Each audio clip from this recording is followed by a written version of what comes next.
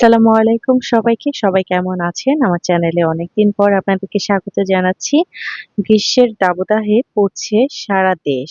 তো ভাবলাম যে একটু গ্রীষ্মকালীন একটা অবকাশ করে আসি। যেই ভাবা সেই কাজ, চলে গেলাম গাজীপুর জয়দেবপুর ছুটি রিসোর্ট। তো মাত্রই আসলাম, এসে রুমেই চেক ইন করলাম, কারণ হচ্ছে আস্তে আস্তে 12টা বেজে গেছে আর রুম ফাঁকা ছিল।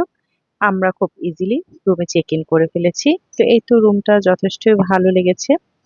আর রুমের সাথে সবচাইতে ভালো লেগেছে এই যে বিশাল বড় একটি বারান্দা। এই যে এইটা হচ্ছে সেই বিল্ডিং, যে বিল্ডিং এ আমরা আমাদের রুমটি নিয়েছি এবং তৃতীয় তলায় নিয়েছি। তো ফ্রেশ ট্রেশ হয়েই আমরা রিসোর্টটি ঘুরতে বেরিয়ে গেলাম। এখানে বেশ অনেক রকম গাছপালা দেখছি। আর চারপাশে পাখি অনবরত ডাকছে, পাখির আওয়াজে মনটা একদম হালকা হয়ে গেছে।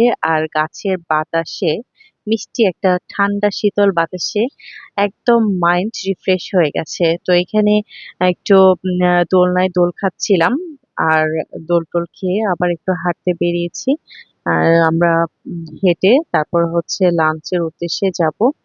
আসলে লাঞ্চ করতেই যাচ্ছি, কিন্তু লাঞ্চ করার আগে আমরা রিসোর্টে যতটুকু পারি একটু ঘুরে ফিরে দেখব।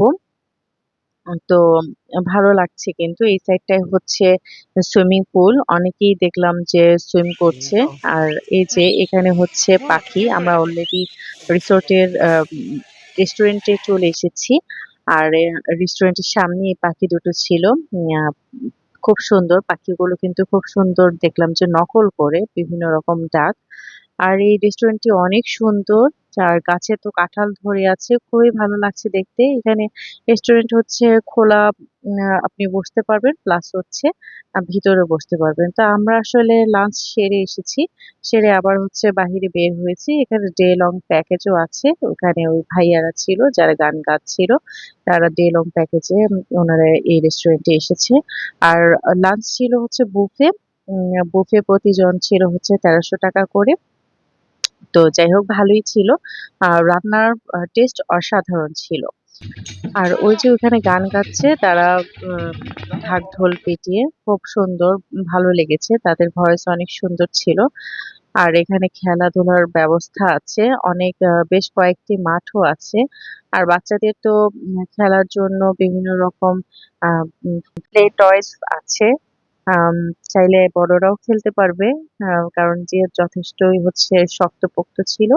আর এখানে দেখলাম যে একটা ঘোড়া বেঁধে রেখেছে, ঘোড়ার কাছে এসে এখানে বসেছি।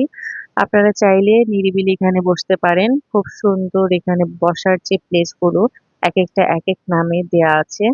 আর বোটিং সিস্টেম আছে, আপনারা চাইলে বোট করতে।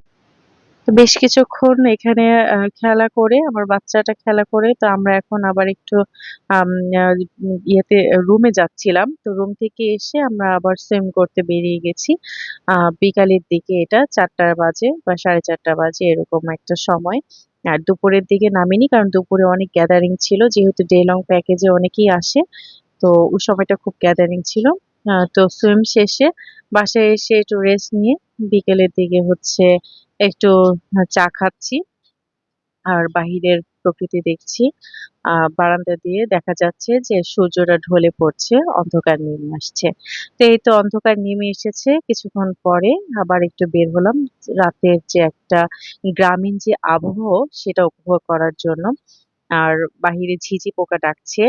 আর একটা ভৌতিক ভৌতিক পরিবেশ ছিল, খুব ভালো লাগছিল। একদম মানুষ ছিলই না, জনমানব শূন্যই বলা যায়। আর জনমানব শূন্য ঘোরাফেরা করতে কিন্তু অন্যরকম মজা লাগে, ভালো লাগে। বেশি গ্যাদারিং মানুষ বেশি থাকলে আসলেই ভালো লাগে না। তো একটু আইসক্রিম খেয়ে নিলাম, যেহেতু প্রচন্ড গরম ছিল। আর দেখলাম যে পূর্ণিমার চাঁদ উঁকি দিচ্ছে। সুন্দর একটা পূর্ণিমার রাত ছিল। আর এই সাইডটাই দিনের বেলা আসা হয়ে ওঠেনি। তো রাতের বেলা এই সাইডটা একটু ঘুরে নিচ্ছি। এই সাইডটাও অনেক বড়, যথেষ্ট বড়। আর দেখলাম যে একটা ব্যাঙও লাফাচ্ছে সুন্দর। মানে একদম গ্রামীণ যে পরিবেশ, সেই পরিবেশটা আপনারা ছুটি এই গাজীপুরের রিসোর্টটিতে আসলে পাবেন।